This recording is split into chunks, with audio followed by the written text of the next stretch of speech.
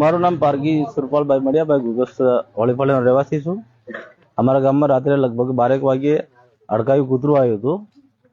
તો એ ઘરોમાં ઘૂસીને હુતેલા માણસોને ઘોર નિંદ્રામાં હુતા હતા એમને કરડ્યું છે અને વધારે પડતું મોઢાના ભાગે કરડ્યું છે. તો એમને રાત્રે હોસ્પિટલ લઈ જવા માટે અમે અહીંયા સરકારી દવાખાને આવ્યા, પણ દવાખાનું બંધ હતું. એટલે અમારે અહીંથી ફરી ફતેપુરા ગયા, ફતેપુરાથી રિફર કર્યા દાહોદ દવા કરાવીને ફરી પાછા ઘરે આવ્યા. અને મેન વસ્તુ એ છે કે રાત્રે દવાખાનું ચાલુ રહે તો એક આ બોર્ડર વિલેજનું ગામ છે અને ગરીબ વસ્તી છે. અહીંયા મજૂરીથી જ નિભાવ ચાલે છે આ ગામમાં. તો દવાખાનું ચાલુ રહે તો ડિલિવરીનો મેન મુદ્દો છે. અત્યારે અમારે અહીંથી ડિલિવરી કરવા માટે જવું પડે તો